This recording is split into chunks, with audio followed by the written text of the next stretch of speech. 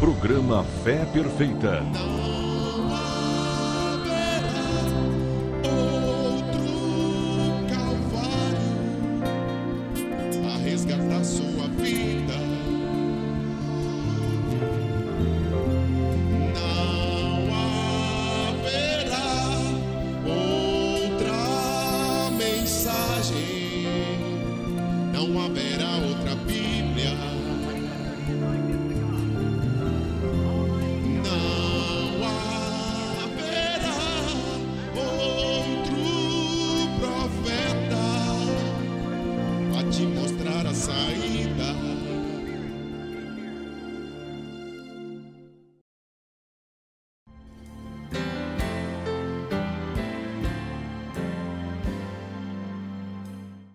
Este é o programa Fé Perfeita e a graça soberana de Deus nos dá a oportunidade de, junto com você, partilharmos estes momentos de meditação em torno da Palavra de Deus. Eu gostaria de dizer a você mais uma vez, estamos 24 horas no ar através da TV Fé Perfeita, www.feperfeita.org.br. Convidamos você para participar dos nossos cultos que são transmitidos ao vivo, também assistir entrevistas, hinos e também até mesmo filmes evangélicos para abençoar a você e a sua família. Gostaria imensamente de me colocar à sua disposição e que você possa usar o nosso e-mail, o nosso telefone para solicitar literaturas DVDs que nós enviamos a todos gratuitamente. Fique à vontade, nos escreva nos telefones e também que você divulgue o programa Fé Perfeita para seus amigos, seus parentes, seus vizinhos, seu pastor, sua igreja e ouça aquilo que Deus está nos dizendo nesta hora.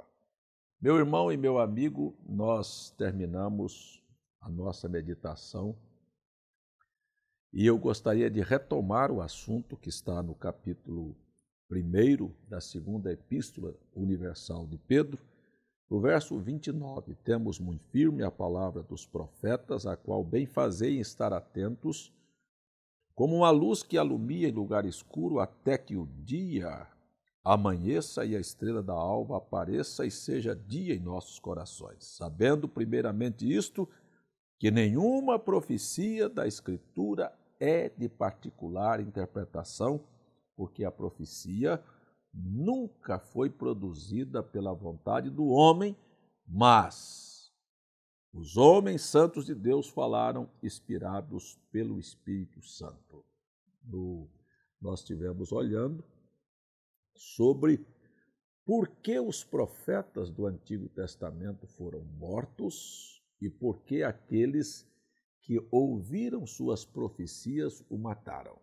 Eu mostrei para você um exemplo claro de que muitas vezes a interpretação faz com que o homem, seja político, seja sacerdote ou seja membro, se ponha contra aquele homem que produziu, que deu aquela profecia, se ponha contra ele e até o persiga e o leve à morte por causa da interpretação, porque a profecia às vezes não se cumpriu como aquela pessoa imaginou que cumpriria. Este tem sido o mal da cristandade. Então, nós estamos mostrando que no Novo Testamento, nós estamos vivendo hoje, exatamente hoje, quando você está me assistindo, quando alguma profecia da Bíblia está se cumprindo. Qual delas? Que escritura se cumpre diante dos nossos olhos hoje? Se nós dissermos que é um dia de surgimento de falsos cristos, a palavra Cristo quer dizer ungido, então seriam homens ungidos com o Espírito para falsamente guiar as pessoas para o erro, dando interpretações às Escrituras. Ser ungido falso ou ser anticristo, para você entender, preste atenção para você entender o que é ser anticristo. Cristo é a palavra ungida. Ser anticristo é ser antipalavra, ou seja, aquilo que a Bíblia disser e você discordar ou contradizer ou interpretar, você está fazendo exatamente o papel de anticristo. Imagine você quantos anticristos nós temos hoje nos nossos dias. Mas a palavra Cristo, que quer dizer ungido, também nos disse João que nós temos uma unção, a unção do santo, que não precisa de ninguém te ensinar. A Bíblia é a resposta final para qualquer assunto. Eu queria perguntar a você, dentro desta nossa reflexão, eu quero afirmar antes de fazer esta pergunta, que eu não tenho absolutamente nada contra nenhuma pessoa, seja político, seja da sociedade ou seja religioso. Eu estou contra o sistema que estas pessoas são manipuladas e por que elas estão trabalhando nesta hora para serem contrário às Escrituras. Eu estou apenas mostrando o contraste. Por exemplo, quando nós falamos contra o fumo, quem se ofende é o fumante. Quando se fala contra as drogas, o drogado, o usuário é que se ofende. Mas nós não estamos falando contra o usuário, estamos falando contra a droga. E quando falamos contra a religião organizada, contra o que está diante dos nossos olhos, que é gritante, as pessoas que fazem parte do contexto religioso se ofendem, ou da política se ofendem, porque eles se sentem como o fumante e como o drogado. Eu não sei qual é o mal maior. Deixa tomar aqui por etapa. Se aqueles que fazem e produzem leis, se aqueles que estão e deveriam ser líderes espirituais do povo e dizer ao povo o que é certo e o que é errado se calaram, e muito pelo contrário, tem que se submeter ao conceito moderno, ou então a igreja e o pão de cada dia não chega à mesa deles, a igreja não sobrevive e nem também eles sobreviveriam. Ou se aqueles que estão lá atrás, lá na ponta da fila, que é a mãe, que é o pai, que é a moça, que é o moço, tiveram a oportunidade de ouvir a verdade sobre aquele assunto. Eu não posso, como Jesus nunca cobrou de uma prostituta, de um ladrão, mas cobrou da liderança e cobrou dos governantes. Quando ele se referiu a Herodes, ele o chamou de raposa. João Batista não teve nenhum momento de dúvida para dizer para Herodes que ele estava errado, o governante. E também Jesus não poupou os sacerdotes, como João Batista, que veio no espírito e virtude de Elias, não poupou também a classe religiosa e os chamou de raça de víboras. Ao pecador, aquele que está lá no final da fila, ao povão, sabe, você vai ver que Jesus e tantos apóstolos como os profetas sempre foi complacente, misericordioso, paciente, e foi a estes que Jesus deu o ensinamento. Ensinou como escapar das suas garras, das tradições, dos pensamentos e das falsas interpretações que a religião produz e que acaba transformando a verdade de Deus em apenas uma tradição. Foi assim que Jesus disse: a vossa tradição tornou sem efeito a palavra de Deus. E eu volto a perguntar, você crê na Bíblia? O que a Bíblia vale para você? Você obedece à Bíblia? A Bíblia é de fato sagrada e inspirada e é a palavra de Deus? Ou você, amigo telespectador, como eu, um simples mortal, que tem uma passagem aqui na Terra de 80, 90, 100 anos, quer discutir com a mente do Eterno. Pensa você que você sabe mais do que Deus? Ou pensa que Deus precisa da sua mãozinha para sobreviver? Não, nós vamos entender que Ele é Deus, que Ele sabe melhor e que o que nós temos na mão é um tesouro valiosíssimo. A Bíblia Sagrada é a palavra final para qualquer assunto em questão, mas não é assim que se comportou a política, a religião e a sociedade. Olha, a classe política, você vai ver aí que eles zombam da Bíblia e dizem, não, nós somos um país laico e nós fazemos o que achamos que devemos fazer. Como nós vimos, o Supremo e o Senado e a Câmara aprovar leis e projetos que você fica parado, mas isto também é profecia da Bíblia que deveria se cumprir. Aí nós vemos a religião, e você para e diz assim, mas a religião é menos pervertida do que a política ou a religião é mais perversa e mais pervertida do que a política? Eu gostaria que você refletisse um pouquinho comigo. Por exemplo, vamos levantar um fato histórico aqui dentro dessa nossa meditação do que foi a igreja nestes 2 milênios. Se você tomar, a igreja nasce no dia de Pentecostes. Ela é pura, ela tem um objetivo estritamente espiritual, ela tem o coração aberto, ela quer viver a expectativa da vinda do Senhor. Mas daqui um pouquinho, começamos a seguir a história e vamos parar lá no Concílio de Nicéia, no ano 325, quando a igreja já tinha muito interesse político. E aí, então, se tornou a igreja oficial do Estado. E aí, então, no poder agora, não era mais a igreja perseguida, mas era a igreja que perseguia, matava, trucidava. Só para se ter uma noção, o registro da martiriologia de Roma chega a 68 milhões de pessoas. Aí, coros papais, filhos de papas, filhos ilegítimos de papas, adultério, crime, confiscação, roubo, falsos ensinamentos aos montões.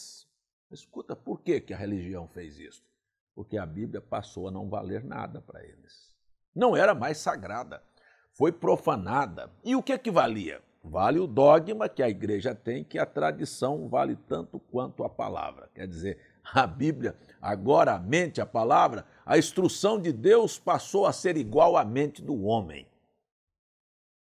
Isto é o que eu quero chamar sua atenção. Mas esta é a Igreja Católica que registrou nesses 2000 anos, tem um colar cheio de pedras, né, de blasfêmias, de atitudes imorais. Eu não estou falando isto para ofender nenhum católico. É só você ler a história, porque eu estou apenas repetindo o que a história diz. E aí você tem um monte de ensinamentos falsos, como o purgatório, como, por exemplo, as indulgências, como as penitências, que nada são realidades. Mas, muito bem, o quadro que nós conhecemos está manifestado diante de todos nós. A história relata a triste situação política e atual da igreja, porque o próprio ex-papa aí agora renunciou por causa das pedofilias, do homossexualismo e do tráfico de influências e de dinheiro e lavagem de dinheiro no Vaticano. Isso é o que a imprensa noticiou. Então, a condição da religião é tão podre como da política, com um agravante, é que eles não acreditam na Bíblia. Eles pisaram em cima do que é sagrado. Mas vamos agora para os evangélicos. Nós estamos no ano 2013. Daqui a 4 anos nós vamos completar 500 anos da chamada Reforma Protestante feita por Martim Lutero na Alemanha. Vamos pegar os 500 anos de história do protestantismo, do meio chamado evangélico. Aí você pega logo Martim Lutero, com 3 anos, com propósitos limpos e puros, prega que o justo vive pela fé, está contra indulgências, contra a política empregada por Roma naquela época, mas 3 anos depois ele faz um pacto com o rei Henrique VIII da Inglaterra. E aí então, os objetivos não eram mais espirituais, mas políticos. Precisava da força do Estado para proteger a religião. Ah, meu amigo! E aí foi um passo para a igreja voltar para a mesma cadeia que antes estava aprisionada. Segue os reformadores. E aí então Lutero incita uma revolução entre camponeses e senhores que morrem mais de 3.000 homens. Sangue na religião e sangue na política. O povo é a grande vítima, é a massa de manobra. Mas por quê? Porque não crê na Bíblia Sagrada. E aí nós temos que Lutero, sendo um padre, ele não tinha interesse de se separar da Igreja Católica, ele traz consigo toda na sua bagagem, todas as doutrinas do catolicismo que vão continuar impregnadas na igreja chamada evangélica, sendo todavia ensinamentos católicos que nada têm a ver com a Bíblia. Aí nós vamos seguindo em frente. E nós caminhamos com os reformadores, Calvino, Zwingli, vamos chegar agora em Wesley, vamos passar pelo movimento, até chegar, vamos pegar mais próximo de nós o século XX, quando se começou no Brasil o movimento chamado pentecostal. Isso sem falar nos tradicionais, mas os pentecostais. 1910, Belém do Pará, 2 missionários iniciam. Olha, vou dizer uma coisa para você.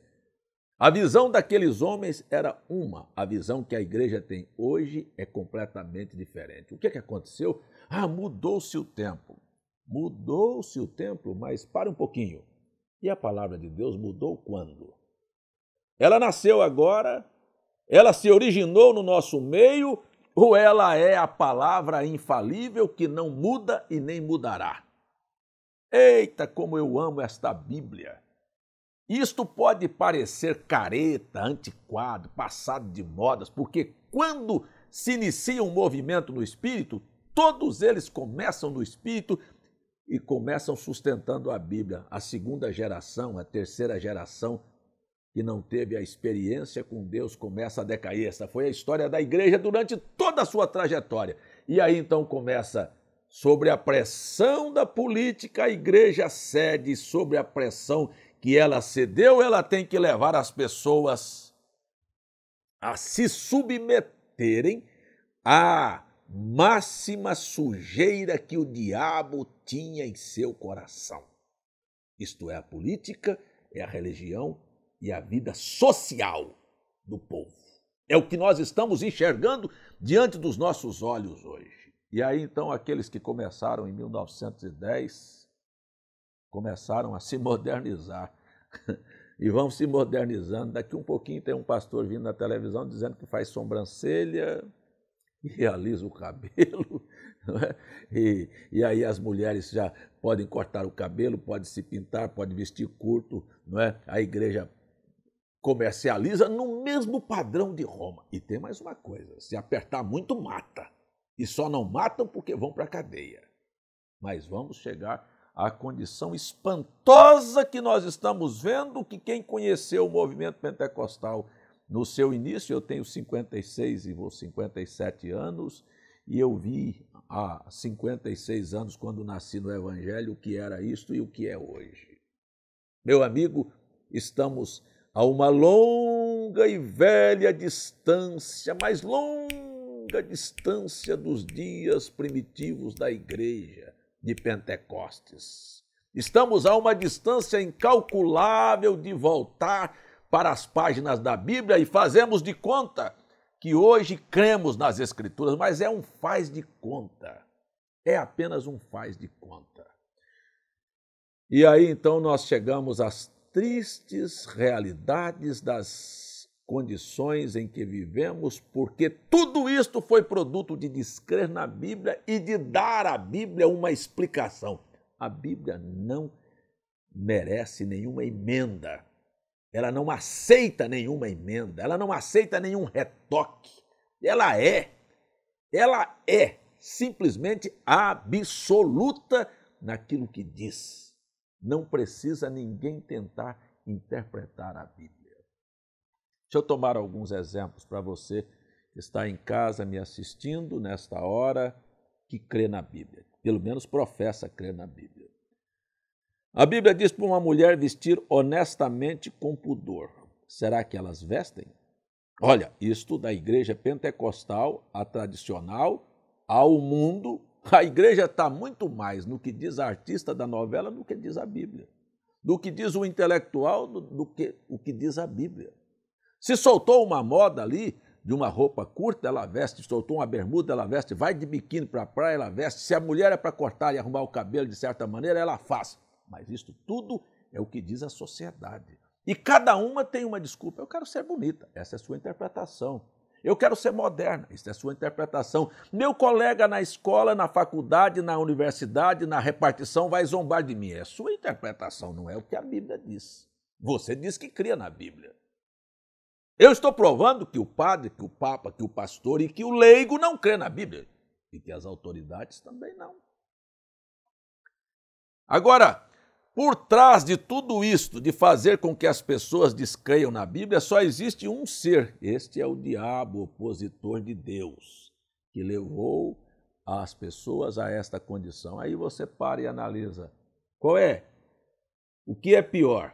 É uma igreja que diz que a tradição vale quanto a Bíblia ou é aquela que diz que a Bíblia é a palavra de Deus e dá ao povo uma interpretação errada e libera as pessoas para viver contrária às Escrituras? Deixa eu dar mais um exemplo aqui. Nada de machismo, não pense nisso, eu estou apenas tentando citar a Bíblia para você. E a Bíblia não é um livro machista, porque a Bíblia que diz que uma mulher deve ser submissa ao marido, diz que o marido deve amar a mulher como Cristo amou a igreja. Tratá-la, mas muito carinhosamente, e amá-la do profundo do seu coração. A mesma Bíblia que diz que os filhos devem obedecer os pais, diz que o pai deve cuidar dos seus filhos. Isto é a Bíblia. A Bíblia Sagrada, por exemplo, nunca permitiu uma mulher ser pregadora. Mas e aí? Veja só a ordem. A política vem, a Constituição diz todos são iguais perante a lei. A igreja baixa a cabeça e aí o pastor, o sacerdote, vai dizer assim: você pode ser pastora e pode ser pregadora. Mas e a Bíblia? O que ela diz? Diz que a mulher seria submissa. Isto não é discriminação. Isto é separação de ofício. Aqui está a mente de Deus. Aqui é a palavra de Deus. Aqui não cabe interpretação. Aí vem aqui e diz, olha, a mulher esteja calada porque não é conveniente ela falar, é uma coisa indecente. Bom, aqui é 1 Coríntios 14, 34. Explique isso aí para mim. Aí você pega o Velho Testamento, só tem sacerdotes, não tem sacerdotisa. Mas e a Débora? É juíza. E a Esther? É rainha. Estou falando de sacerdotisa. Sacerdote, mulher no sacerdócio para oficiar o ministério sacerdotal. Não tem não.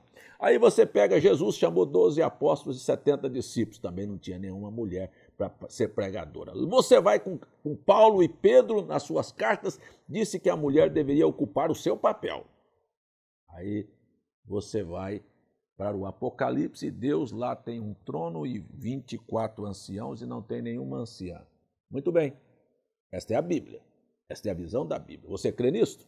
Por que você vai a uma igreja que tem uma mulher pregadora? Porque você não crê na Bíblia.